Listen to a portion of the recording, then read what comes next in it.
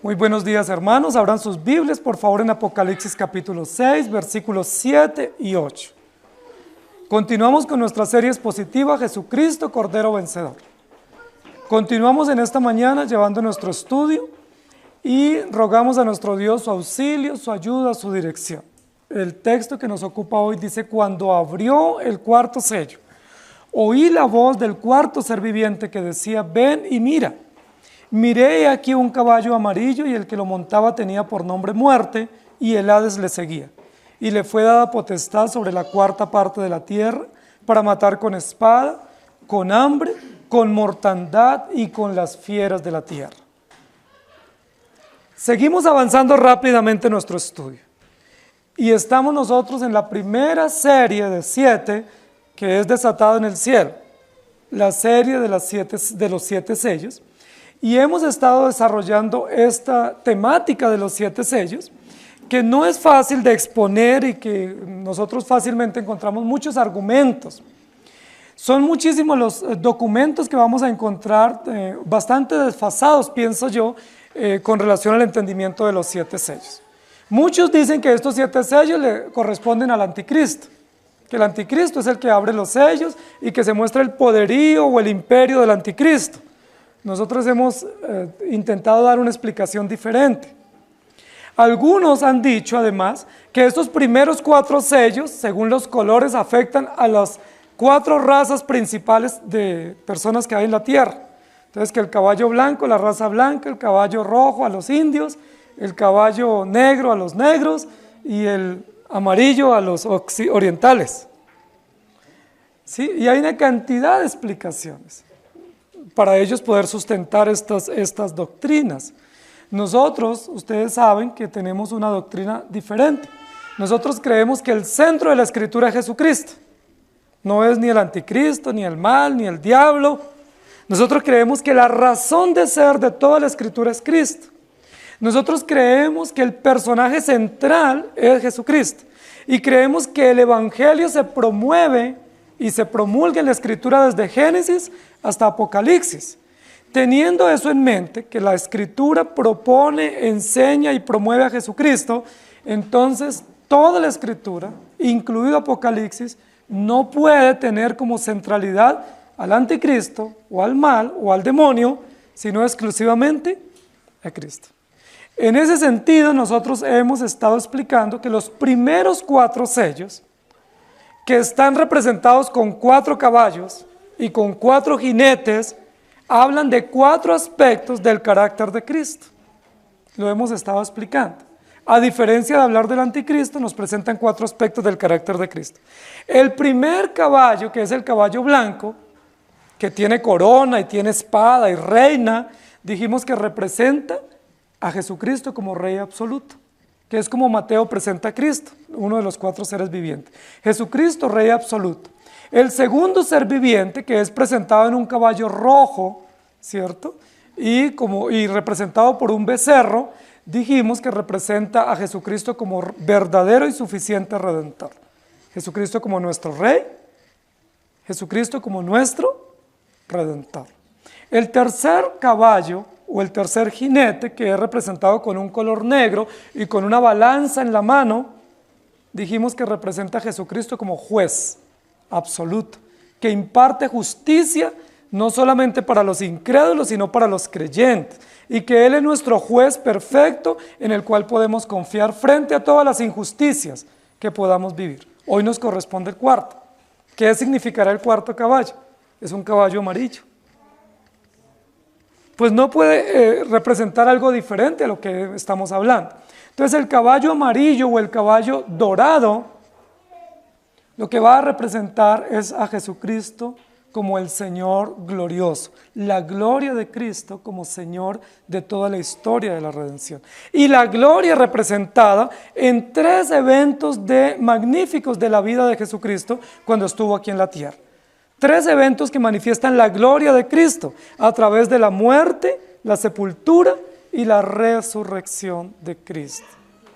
Entonces es interesante lo que nosotros vamos a notar en esta mañana y por eso necesitamos estar bien concentrados. El texto que nosotros vamos a ocuparnos está representado a través del cuarto ser viviente. ¿Recuerdan los 4 seres vivientes? El primero semejante a un león, que representa la realeza. El segundo semejante a un becerro, que representa el sacrificio. El tercero representante a un hombre, ¿sí?, que representa la humanidad. Y el cuarto semejante a un águila volando, que representa la divinidad. Recuerden que dijimos que los 4 seres vivientes representan esos 4 aspectos de la obra perfecta de Cristo que se nos presentan o se nos enseñan a través del Evangelio. Y los primeros 4 sellos son desatados por los primeros 4 seres vivientes y son desatados en el cielo. El texto comienza diciendo, cuando abrió el cuarto sello. ¿Quién abre el cuarto sello? El Cordero. El Cordero inmolado que está en el centro del trono. Y se escucha una voz inmediata del cuarto ser viviente. ¿Recuerdan cuál es el cuarto ser viviente? El que es semejante a un águila volando. Y dijimos que el águila volando, o esa semejanza, representa la divinidad de Cristo. Cristo como verdadero Dios. Cristo representaba en el Evangelio de Juan como verdadero Dios. Entonces, este sello es muy importante porque dice que este sello tiene un nombre y tiene una autoridad. Y el nombre que tiene es muerte y la autoridad que tiene es de matar. Entonces, es un sello terrible. Pero vamos a ver qué antecede a ese sello como implicación para nosotros como sociedad o como humanidad. Entonces, el título que yo le he puesto a la prédica en esta mañana es como águila volando, para representar el cuarto ser viviente y para representar la gloria y el poder de Cristo en medio de la muerte y la sepultura. Es indiscutible que nosotros hablamos de la injusticia el domingo pasado. Para nosotros la injusticia es terrible. Es muy catastrófico ser víctima de injusticia, bien sea por el gobierno, bien sea por el jefe en el trabajo, bien sea las injusticias que vivimos en los hogares o las injusticias diarias que se viven en las iglesias, en las relaciones que nosotros tenemos como amigos, como ciudadanos. Es terrible ser víctima de injusticia. Cuando uno siente que se comete una injusticia contra uno, uno se siente ofuscado y se siente muy indignado porque no es justo. Decimos así, no es justo que me hagan eso, o no es justo que me traten así, o no es justo que digan eso de mí o contra mí. No obstante, la situación que nosotros enfrentamos aquí como seres humanos, más dolorosa y más grave aún que la injusticia, se llama la muerte. No hay evento en la vida del ser humano más terrible, o más catastrófica, o más nefasta que la muerte.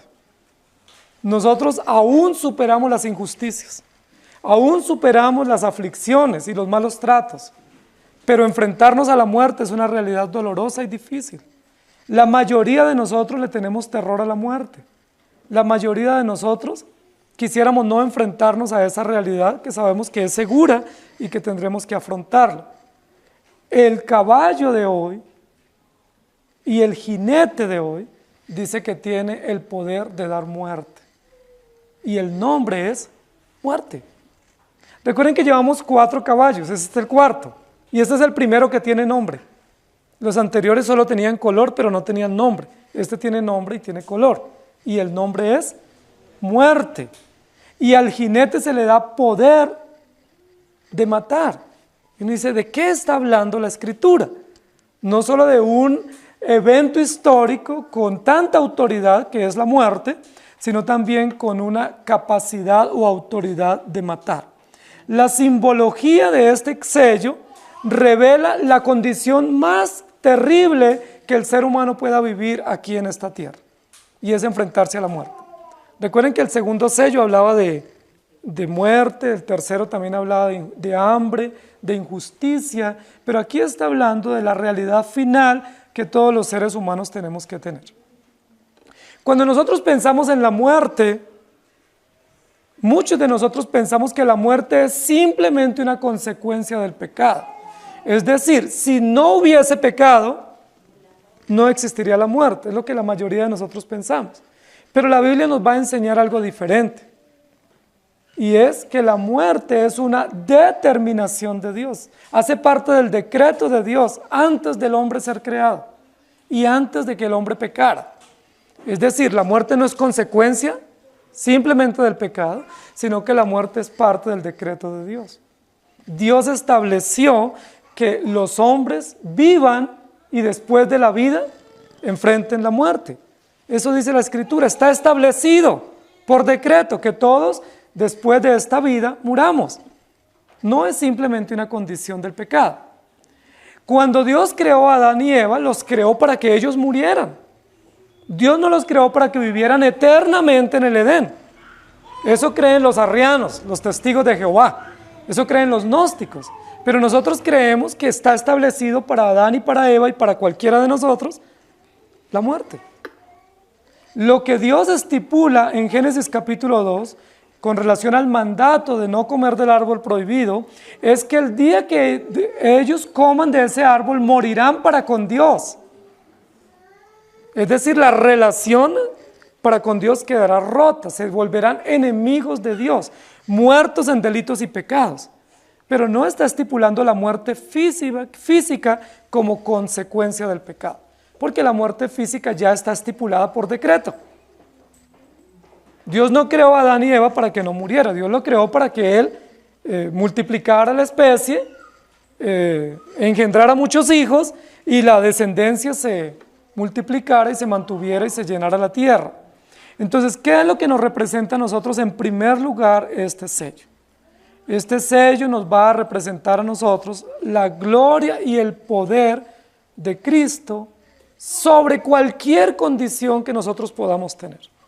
Aunque los efectos de la muerte vienen para todos nosotros, antes que la muerte como condición y como consecuencia decretiva venga sobre los seres humanos, la muerte ya nos muestra la gloria y el poder de Dios, el carácter de Dios. El texto dice, cuando abrió el cuarto sello, oí la voz del cuarto ser viviente que decía, ven y mira. Miré y he aquí un caballo amarillo. Muchos dicen el caballo amarillo representa a los orientales. Otros dicen representa el color de la muerte porque cuando uno se muere se pone amarillo. Pero lo que yo creo que representa el amarillo es la gloria. Porque el amarillo está asociado con la gloria, con el dorado, ¿sí? Con lo brillante, ¿sí? Con la gloria de Dios. Si el blanco está asociado a la santidad y el rojo está asociado a la redención, pues el amarillo está asociado a la gloria. ¿La gloria de quién? La gloria de Dios, que pese a las consecuencias que nosotros podamos tener, estableció que a través de la muerte nosotros podemos pasar a disfrutar de la gloria de Dios. Entonces no solamente se presenta la gloria de Cristo y la gloria del Evangelio, sino que Cristo tiene autoridad sobre la muerte. No hay ninguna condición temporal que no esté controlada o soberanamente dirigida por nuestro Señor. Entonces tenemos que recapitular. Mientras el caballo blanco representa a Cristo como Rey soberano, el rojo representa a Cristo como Redentor eficaz contra el pecado. Y el amarillo, el negro representa la justicia de Cristo frente a las injusticias, y el amarillo representa a Cristo como Señor glorioso sobre la muerte, dándonos la esperanza de la resurrección. Esto es importante. La Biblia va a presentar en muchos casos el ejemplo del águila como un ejemplo de un animal que se remonta a las alturas. Se cree que no hay un animal aéreo que se eleve más alto como un águila. El águila es el animal que más se remonta en las alturas. Se pierde en el firmamento, ¿sí? Es el animal que desafía las alturas. Es el animal que desafía todas las condiciones de la atmósfera para elevarse o remontarse contra cualquier condición. Y no en vano la Biblia representa a Cristo como un águila que no solamente es poderoso y majestuoso, sino que desafía cualquier condición temporal. En este caso, la muerte y la sepultura. Jesucristo es representado como un águila que no solamente Él majestuosamente se eleva sobre las cosas terrenales o temporales, sino que también cuida a su pueblo, dice como el águila cuida a sus polluelos o a sus aguiluchos. Apocalipsis capítulo 4, versículo 7 dice: el primer ser viviente era semejante a un león, el segundo semejante a un becerro, el tercero tenía rostro como de hombre y el cuarto era semejante a un águila volando. ¿Quién es el que participa en la apertura de este cuarto sello? El cuarto ser viviente, que es semejante a un águila volando, no a un águila empollando, o a un águila detenida, o a un águila en la tierra, sino a un águila volando. Es importante esta descripción, porque no solamente da la comparación con este animal, sino que da un adjetivo calificativo para este animal. Es un animal que está volando, es decir, que permanece en las alturas, ¿sí? Que se remonta en lo más alto y permanece allí. Y la voz que se escuchó del ser viviente decía: ven y mira, y miré y he aquí un caballo amarillo. ¿Qué relación tiene el caballo amarillo o el color amarillo o brillante o dorado con un águila volando? Es decir, con un animal majestuoso o glorioso que se remonta a las alturas. Es interesante porque la Biblia pudiera comparar aquí este ser viviente con un cuervo. El cuervo también vuela alto y es un animal de gran alcance en su capacidad para volar. Pero ¿por qué la Biblia no compara este ser viviente con un cuervo, que tiene tanta fuerza y tanto poder para volar y se eleva? Lo compara con un águila. Primero, porque el águila es más fuerte y se eleva más alto. Y segundo, porque el águila no está asociado con una alimentación de carroña como lo hace el cuervo. El cuervo se alimenta de animales descompuestos. El águila se alimenta de animales vivos. Y eso difiere el carácter de este animal con relación al cuervo. Entonces, lo que nos quiere mostrar aquí la Escritura, previo a mostrarnos las condiciones de la muerte y de la sepultura, es mostrarnos el carácter de este sello. ¿Cuál es el carácter de este sello? El poder y la gloria de Cristo ante las condiciones temporales de la vida. Y eso es importante para nosotros. Nosotros vivimos injusticias, dijimos en el sello pasado, pero frente a las injusticias, ¿quién es nuestra esperanza? Cristo como nuestro juez. Nosotros enfrentamos pecados. ¿Cuál es nuestra esperanza frente al pecado? Cristo como nuestro Redentor. Nosotros enfrentamos confrontaciones gubernamentales, imperiales, que quieren imponer normas en contra de la fe nuestra. ¿Cuál es nuestra esperanza? Cristo es nuestro Rey absoluto y gobierna de manera soberana. Y en este caso, nosotros enfrentamos la muerte y la sepultura y todas las implicaciones colaterales de la muerte y del dolor. ¿Cuál es nuestra esperanza? La gloria de la resurrección. La gloria de Cristo mostrada a través de la muerte y la resurrección. Es decir, ¿quién tiene poder sobre la muerte y sobre la sepultura? ¿El diablo? Muchos nos dicen eso, ¿no? Que Satanás, como dice la Escritura, vino para hurtar, matar y destruir. Entonces dicen que quien tiene poder sobre la muerte es Satanás. Pero la Biblia no dice eso. La Biblia dice: el que tiene poder para mandarnos al infierno o matarnos es Dios. Él es el Padre de la muerte, y el Padre de la tumba, y el Padre de la resurrección. Eso es importante para que nosotros tengamos esperanza. Deuteronomios 28:49 dice: Jehová traerá contra ti una nación de lejos, del extremo de la tierra, que vuele como águila, nación cuya lengua no entiendas. Que vuele como águila. Y luego en Job 9:26 dice: pasaron cual naves veloces, como el águila que se arroja sobre su presa. Y luego en Habacuc 1:8 dice: sus caballos serán más ligeros que leopardos y más feroces que lobos nocturnos, y sus jinetes se multiplicarán. Vendrán de lejos sus jinetes y volarán como águilas que se apresuran a devorar. Hay una relación en este texto entre caballo y águila, que es lo que estamos viendo también en este texto de Apocalipsis. Lamentaciones capítulo 4 versículo 19 dice: ligeros fueron nuestros perseguidores más que las águilas del cielo. Sobre los montes nos persiguieron y en el desierto nos pusieron emboscada. Entonces, yo quiero que nosotros notemos que este texto y este sello, lejos de describir el anticristo, describe la gloria de Cristo con poder y autoridad sobre la muerte, sobre la sepultura y sobre la resurrección. 3 eventos por los cuales Jesucristo, el Cordero de Dios, tuvo que pasar cuando estuvo aquí en la tierra. El texto continúa diciendo, y el que lo montaba tenía por nombre muerte, y el Hades le seguía. Muerte y el Hades le seguía. Queridos hermanos, esto que está diciendo aquí puede sonar bastante terrorífico para nosotros. Pero el propósito del libro de Apocalipsis no es la ciencia ficción. El propósito del libro de Apocalipsis es la esperanza para creyentes perseguidos. Es la esperanza para creyentes que están afligidos y que están pasando persecución. Siendo que el propósito central es la esperanza, ¿quién es el personaje central? Cristo, que trae esperanza. Y siendo que es así, cuando dice que el que lo montaba tenía por nombre muerte y el Hades le seguía, pues el propósito no es infundirnos temor. El propósito es darnos esperanza.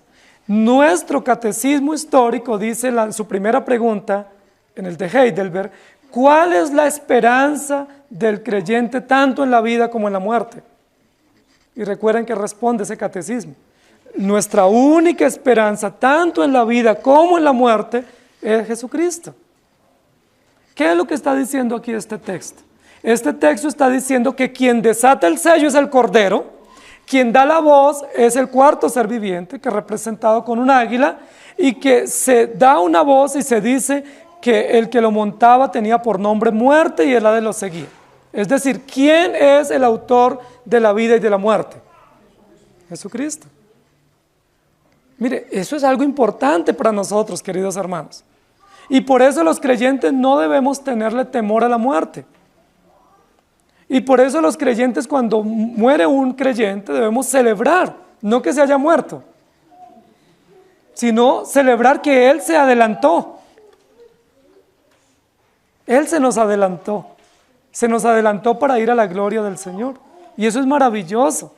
La Biblia dice que es de gran estima a los ojos de Dios la muerte de los justos, que Dios ve con agrado cuando un creyente muere, que hay gozo en el cielo cuando un pecador se arrepiente, y cuando un creyente muere pasa a estar con el Señor en el paraíso.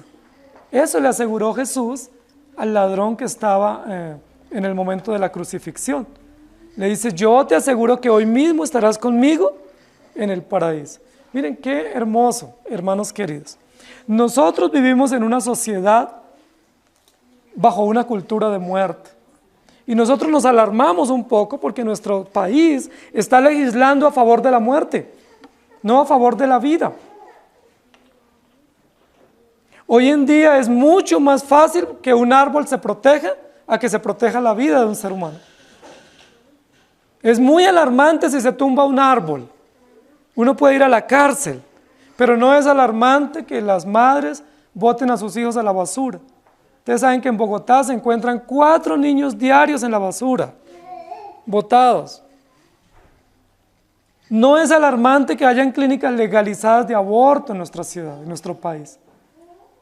500,000 niños al año en Colombia son abortados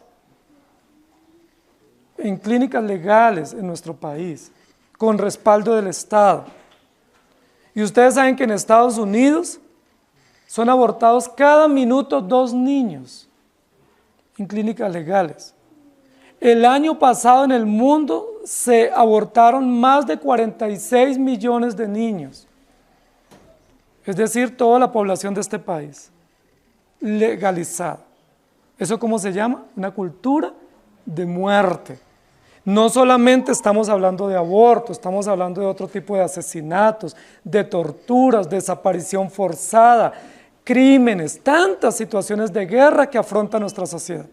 No es cierto que nuestra sociedad sea una sociedad progresista o que nuestro país sea desarrollado. Eso es todo lo contrario. Nuestro país es un país entregado a una cultura de muerte, de terror.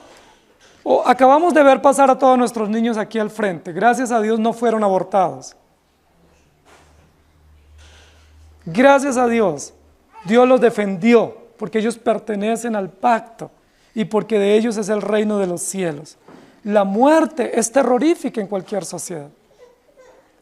Pero hoy en día nuestras sociedades legislan a favor de la muerte. Se promueve lo que no se debe promover y se condena lo que no debe condenarse. La muerte y el Hades. La Biblia nos está enseñando que esa cultura de muerte no solamente es ahora en nuestro país y en nuestro gobierno.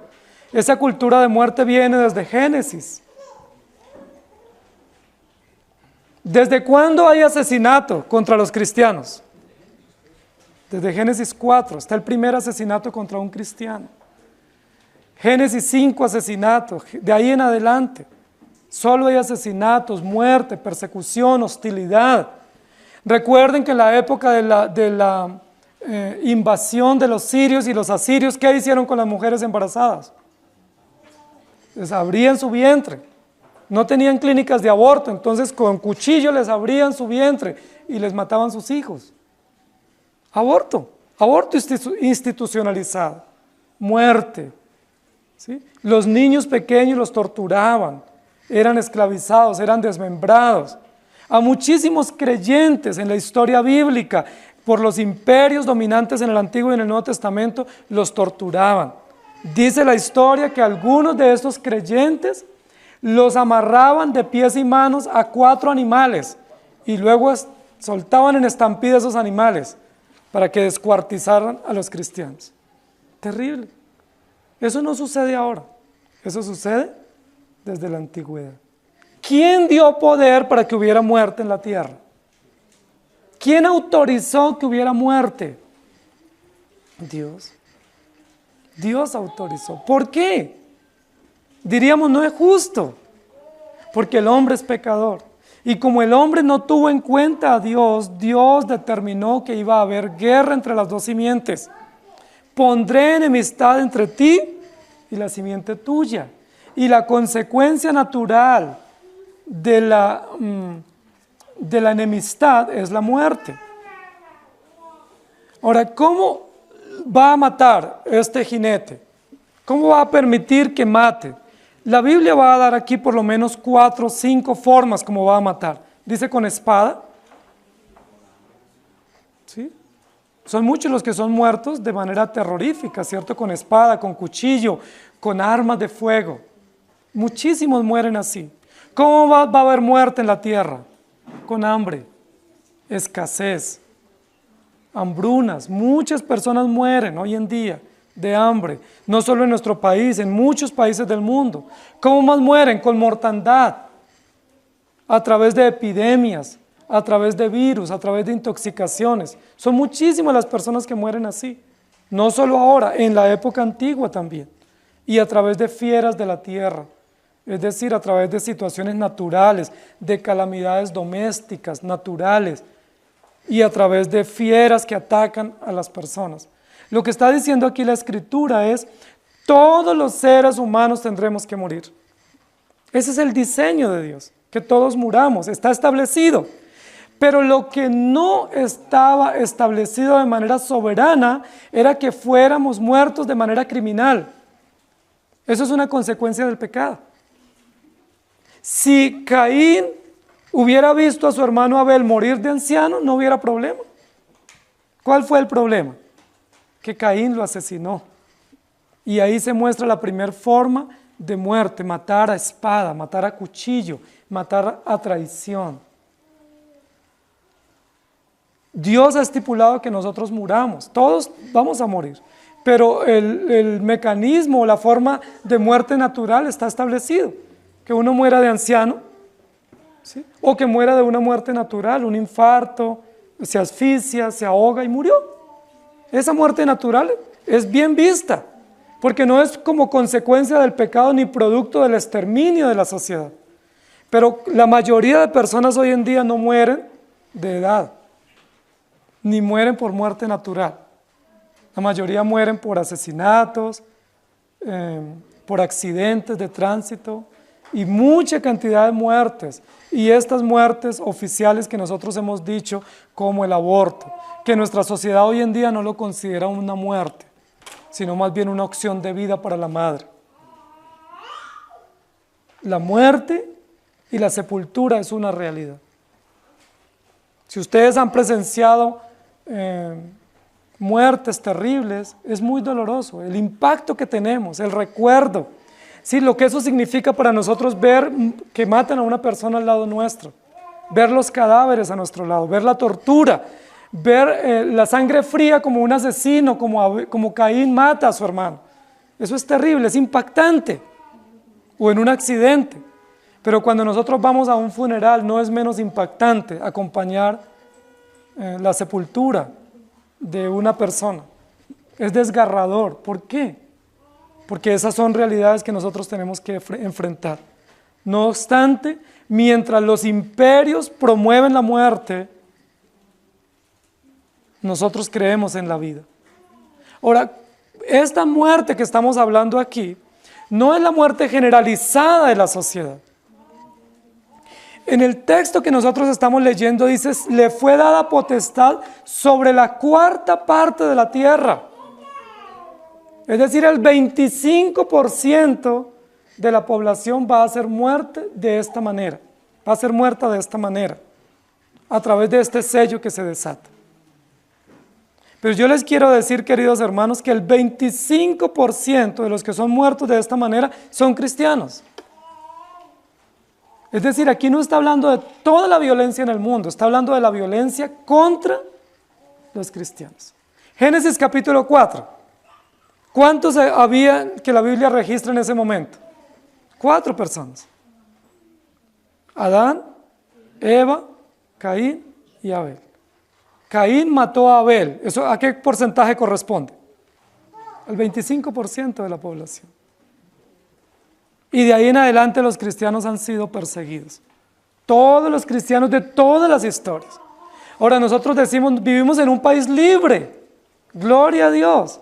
Un país que en nuestra Constitución, artículos 17, 18 y 19, habla de la libertad de culto y de conciencia. Ninguno será molestado en este país por motivos de conciencia religiosa o de su adoración pública. Eso dice la Constitución. La pregunta es, ¿eso es real? Eso no es real. Posiblemente no somos perseguidos con armas en nuestro país, en muchos lugares, pero ¿cómo somos hostigados los cristianos? Con ideologías. ¿Cómo somos hostigados? Con promoción de normas inmorales que aprueba nuestro gobierno. ¿Cómo somos hostigados? Se nos impide ahora participar en acciones políticas o se nos impide en nuestro país decir libremente lo que creemos sobre el aborto, sobre las uniones homosexuales, sobre las adopciones. No se puede decir libremente. Y eso contradice lo que la Constitución dice. ¿Eso qué significa? Que aquí y en cualquier parte del mundo los cristianos somos perseguidos por causa de la fe. Jesús dijo, en el mundo tendréis aflicción, pero confiad, yo he vencido al mundo. ¿Ustedes recuerdan cuando el Señor habló a sus discípulos y les dijo, ustedes pueden beber de la copa que yo voy a beber? ¿Y se acuerdan a qué se refería Jesús? A la tortura, al sacrificio. De todos los discípulos que el Señor Jesús tuvo, de los apóstoles, solo uno no murió de muerte terrible, violenta. Sin embargo, fue exiliado y sufrió la tortura del exilio. Sufrió el horror de la persecución, de ser llevado a una isla como prisionero y dejado abandonado a la intemperie por años. Terrorífico también. Es decir, todos los creyentes padecen o padecemos persecución. Nosotros tenemos que olvidarnos de ese concepto, queridos hermanos, de que el cristiano vive sin persecución y sin aflicción. Eso no es cristianismo. Eso es una idea falsa. La verdad es que los cristianos padecemos persecución por causa del Evangelio. No obstante, frente a la muerte y frente a la sepultura tenemos esperanza. ¿Por qué un creyente no puede caer en la depresión o en desasosiego ante la muerte? Porque el creyente sabe que la muerte es provista por Dios. Porque el creyente sabe que cuando se aproxima la muerte es Dios mismo el que le está dando esa oportunidad de morir. Y porque el creyente sabe que la muerte es un medio natural provisto por Dios para ir a la gloria celestial. Por eso no nos afligimos ante la muerte. Por eso cuando hay una persona enferma, nosotros oramos: Señor, haz tu voluntad. Si lo quieres llevar, pues llévatelo. Y si lo quieres dejar, pues lo puedes dejar porque tú eres soberano. Cuando hay un funeral de un creyente, nosotros no estamos en esa angustia. Nosotros cantamos, oramos, leemos y decimos: Señor, gracias, porque este hermano fue un testimonio de tu fe y tú lo llevaste a tu presencia, lo cual es muchísimo mejor. ¿Recuerdan cuando Jesús le dijo a Pedro, a los discípulos: ¿es necesario que yo vaya a Jerusalén y que sea muerto? ¿Y recuerdan cómo Pedro reaccionó? Como muchos de nosotros: Señor, ¿cómo se le ocurre decir eso, por favor? Y el Señor le dice: apártate de mí, Satanás, porque me eres tropiezo, porque no entiendes que la muerte es parte del plan y la sepultura es parte del plan. ¿Saben, hermanos? Nosotros necesitamos entender que la muerte y la sepultura es parte del plan de Dios. Que tendremos que morir. Hoy, mañana o pasado mañana tendremos que morir. Y gracias a Dios cuando llegue ese momento.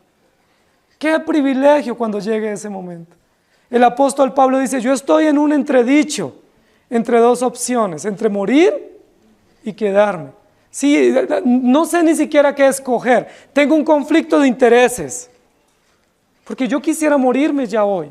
No porque no amara la vida, sino porque el cristiano sabe que la muerte es el pasaporte para la vida celestial. Dice: pero también sé que soy útil acá en la tierra. Y tengo conflicto entre estar acá o continuar. Yo quiero, queridos hermanos, que entendamos que la muerte hace parte del plan de Dios. Eso es esperanza para los creyentes perseguidos del primer siglo. En la época de Juan, las iglesias de Asia Menor estaban seriamente perseguidas. Muchos cristianos torturados, muchos desaparecidos. A algunos los mataban en sus propios templos y sinagogas. Entraban los del Imperio Romano armados y los mataban en pleno culto. A otros los desaparecían. O terminaba el culto y a la salida los apresaban y los encerraban y los entregaban a los fosos de los leones, a las hogueras. Los quemaban vivos. Terrible. Ellos están buscando consuelo y esperanza. ¿Qué les dice el Señor?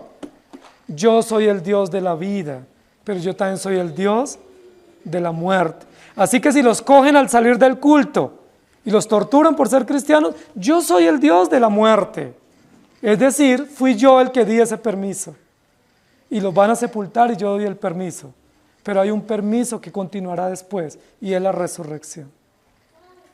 Es decir, no se aflijan por los que matan el cuerpo, dice la Escritura, sino por aquel que puede enviar el cuerpo y el alma al infierno. No se angustien.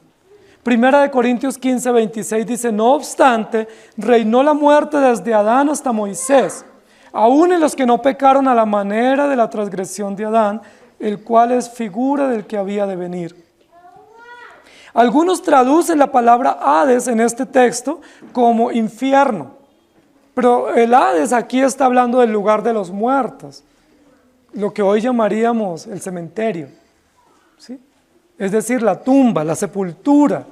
El Hades en este texto no está hablando del infierno, no está hablando de un lugar de tormento eterno, está hablando del lugar donde se ponen a los muertos después de su muerte. Todos los que son muertos son llevados a un lugar. En todas las culturas del mundo se tiene un lugar, sea una caverna, sea un paraíso, sea lo que sea, ha dispuesto el hombre para que sean puestos sus muertos. Ese sería el Hades, el lugar de los muertos. Jesucristo fue llevado a la cruz. ¿Por qué mataron a Jesús? ¿Recuerdan por qué? Lo acusaron de sedicioso, lo acusaron de subversivo, de revolucionario. Dijeron que Jesús incitaba a las masas en contra del poder romano. Que Jesús, cuando hacía los milagros y alimentaba a los 5,000, que lo que hacía era levantar subversivamente a estas multitudes en contra del Estado. Y la Biblia dice que lo acusaron de sedición y legitimaron así su tortura, su crucifixión. La pregunta es, ¿eso no hacía parte del plan? Claro que sí. Estaba estipulado no solamente que Jesús muriera, sino la forma como iba a morir y quién lo iba a entregar, para que se cumpliesen todas las profecías que se habían dicho de él. Génesis capítulo 4, versículo 8 dice, y dijo Caín a su hermano Abel, salgamos al campo. Y aconteció que estando ellos en el campo, Caín se levantó contra su hermano Abel y lo mató.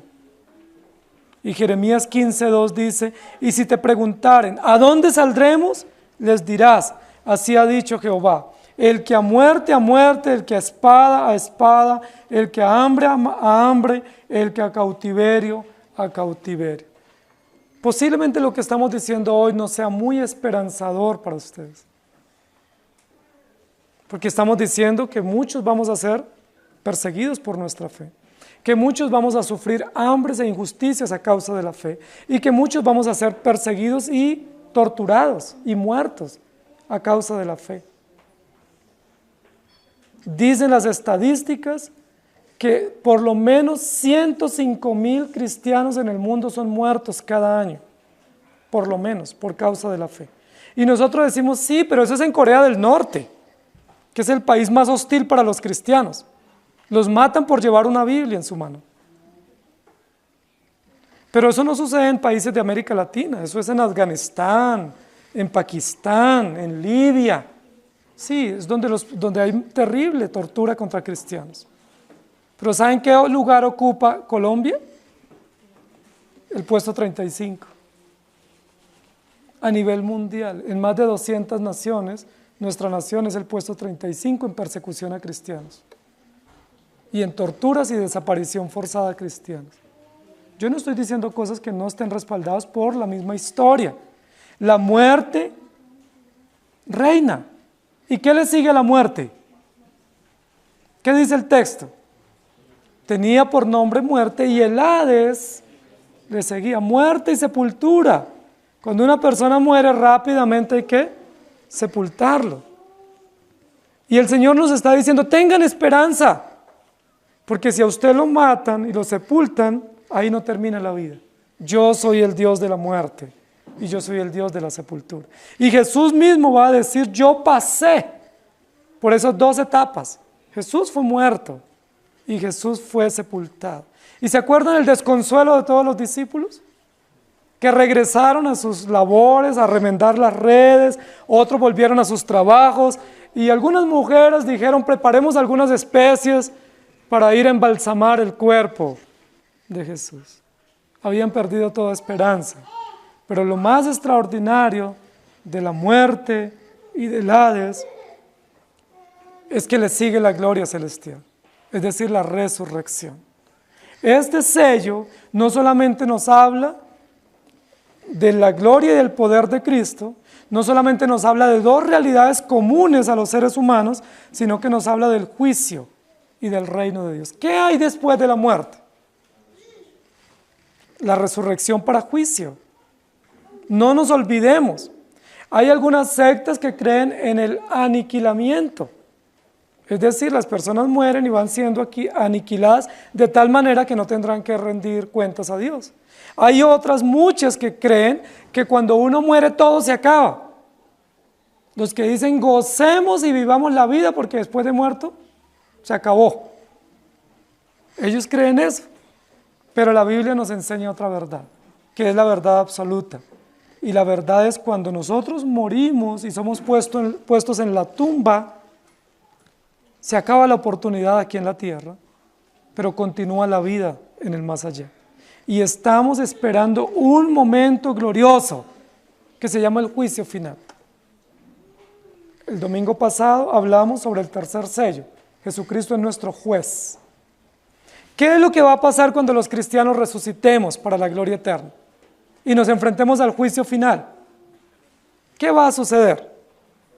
que Jesucristo, que es el juez, que tiene la balanza del juicio, defenderá a los creyentes ante el Padre y dirá: yo he pagado por él y él no tiene ninguna deuda pendiente. Hermanos, si no morimos, no resucitamos. Es necesario que el grano caiga a la tierra y muera para que germine. Es necesario. Es necesario que usted y yo muramos para que nos enfrentemos a la gloria eterna de nuestro Dios. Tenemos que morir. Es una necesidad dentro del plan de la redención. Es parte del propósito y del decreto. Porque la muerte y la resurrección lo que nos muestran es el reino de Dios. El Señor en Génesis 3 dice: y pondré enemistad entre las dos simientes. Y mientras este periodo temporal, estas dos simientes serán enemigas. ¿Y qué reinará en estas dos simientes? La muerte. El mal reinará. Pero va a llegar un momento en que la muerte será vencida.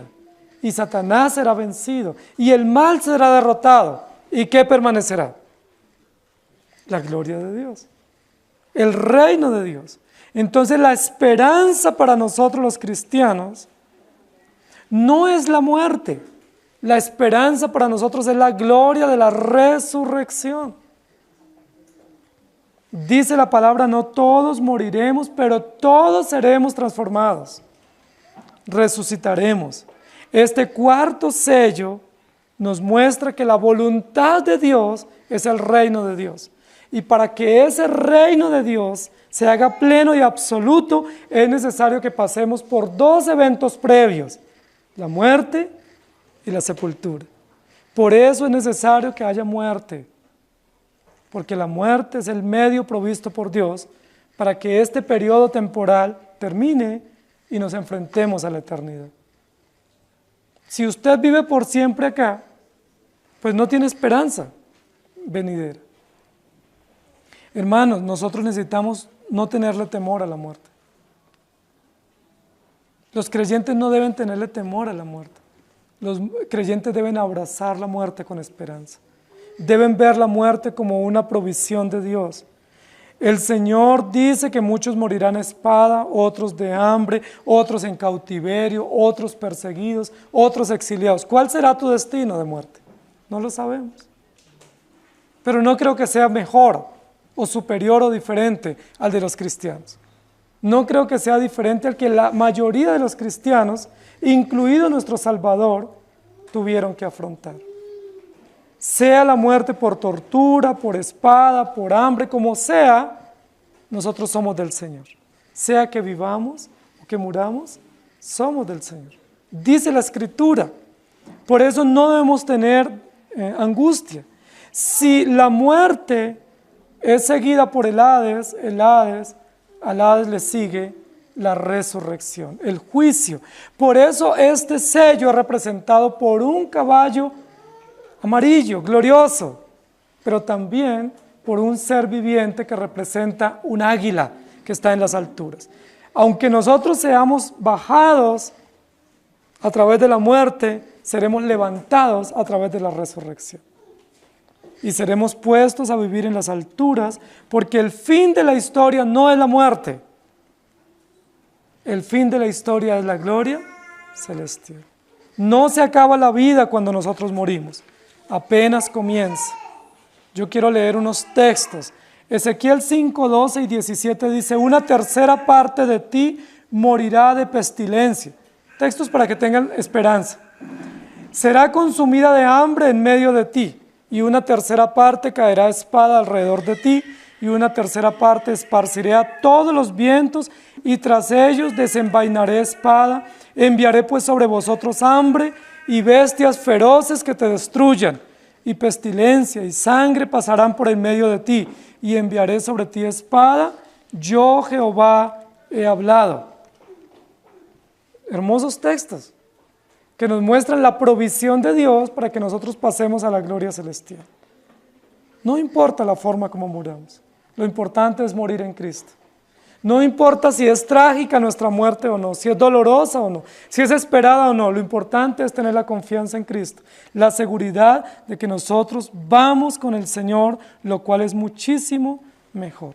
Apocalipsis 1:18 dice: el que vivo y estuve muerto, me hace aquí que vivo por los siglos de los siglos. Amén. Y tengo las llaves de la muerte y el Hades. ¿Se acuerdan que así se presenta Jesucristo en el capítulo 1?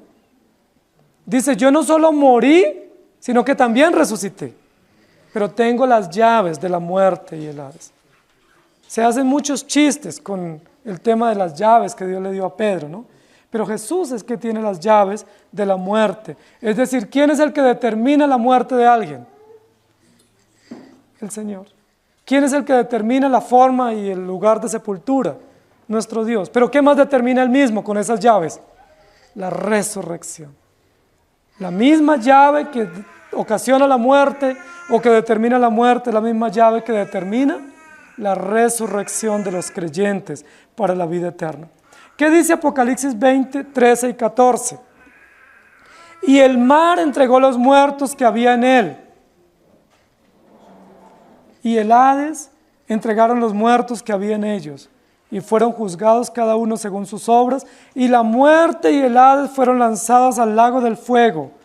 Esta es la muerte segunda. Es decir, si morimos en un naufragio, ¿qué va a pasar? De allá saldremos resucitados. Si morimos incinerados, de allá resucitaremos. De la forma como muramos no interesa, de allá tendremos que ser entregados para el juicio y la gloria celestial. Porque Hebreos 9, 27 y 28 dice: y de la manera que está establecido para los hombres que mueran una sola vez, y después de esto el juicio, así también Cristo fue ofrecido una sola vez para llevar los pecados de muchos, y aparecerá por segunda vez sin relación con el pecado, para salvar a los que le esperan. El cuarto sello habla de la esperanza gloriosa de la resurrección que tenemos los creyentes. No importa la muerte, no importa el dolor y la angustia de la muerte, resucitaremos. ¿Amén? Amén. ¿Y para qué resucitaremos?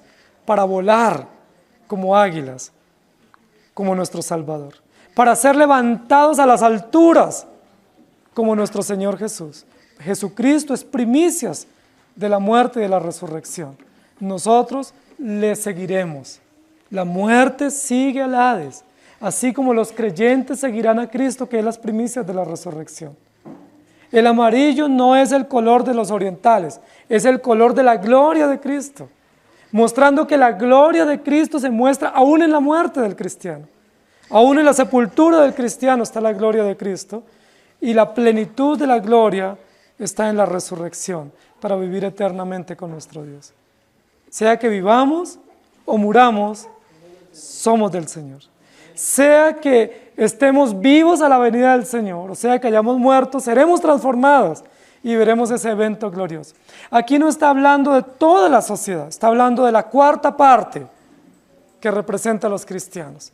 La cuarta parte de la humanidad que representa a los cristianos padecerá esto, pero tiene esperanza. Las otras terceras partes no tienen esperanza. Ellos mueren sin esperanza. Si ustedes han visto la muerte de un incrédulo o la sepultura de un incrédulo, es demasiado desgarrador. ¿Por qué? Porque ellos no tienen la gloria de Dios, no tienen la esperanza que Dios nos ha provisto por gracia. Nuestra esperanza no es propia, es Cristo en nosotros, esperanza de gloria. Amén. Como águila volando, Cristo abriendo este sello para darnos esperanza que un día, no muy lejos, usted y yo también volaremos con Él. Amén. Para su encuentro glorioso y para disfrutar de su justicia, de su plenitud en la redención y de su reino pleno y absoluto. De esa manera concluimos los 4 jinetes del Apocalipsis, que no son el anticristo y sus seguidores, sino Cristo como Rey, Cristo como Redentor, Cristo como Juez y Cristo como Señor glorioso, victorioso, Cordero vencedor. Amén. Inclinen su rostro. Amado Señor, tu palabra, aunque es tan precisa y tan clara, nos da esperanza. Nos habla de realidades que nosotros no quisiéramos que se nos hablara, como la muerte, el hambre, la espada, la persecución, la injusticia, la mortandad. Tu palabra es honesta. Tu palabra nos dice la verdad. Tu palabra no nos dice que vamos a tener casa, carro y beca. Tu palabra nos dice tendréis aflicción. Tu palabra no nos dice que estaremos prosperados para prosperar. Tu palabra nos dice que aquellos que quieren vivir piadosamente se enfrentan a serias hostilidades. Tu palabra nos dice que muchos de nosotros, si no todos, tendremos que morir producto de persecución, de tortura, de desapariciones. Que la cultura de la muerte y la simiente de la serpiente propicia contra tu pueblo. Pero gracias, porque sea como sea, somos tuyos y vivimos para ti. Gracias, Señor, porque sin importar las implicaciones de la injusticia y sin importar las implicaciones de la muerte y la sepultura, ya pertenecemos a ti. Tú nos sellaste con tu sangre. Pertenecemos a tu reino. Nos hiciste reyes y sacerdotes. Derramaste tu sangre a favor de tu pueblo y nos has dado la seguridad gloriosa del pueblo tuyo que disfruta por la eternidad. Te damos gracias por darnos tanta esperanza. Muchos de mis hermanos luchando con enfermedades, muchos de ellos luchando con injusticias, muchos de nosotros luchando con crisis, con adversidades, con hostilidades, luchando contra una cultura de muerte, pero todos con una única esperanza que se llama Jesucristo. Todos con una única verdad que hemos podido abrazar y creer por la fe, el Evangelio. Te damos gracias. Permítenos orar, amado Señor, por los cristianos en el mundo que están siendo perseguidos. Muchos hoy no se pueden reunir públicamente como nosotros.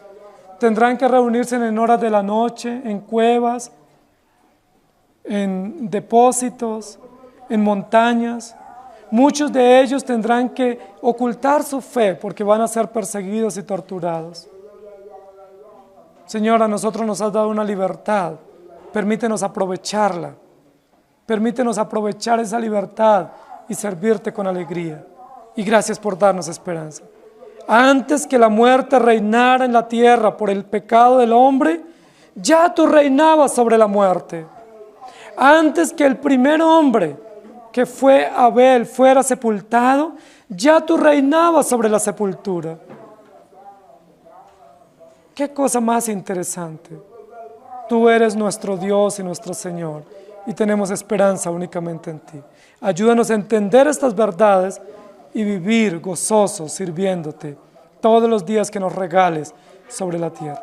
Y si alguno de nosotros determinas que hoy o mañana nos llevas a tu presencia, ayúdanos a estar gozosos y agradecidos, sabiendo que es el momento preciso, dispuesto por ti, para pasar a la eternidad.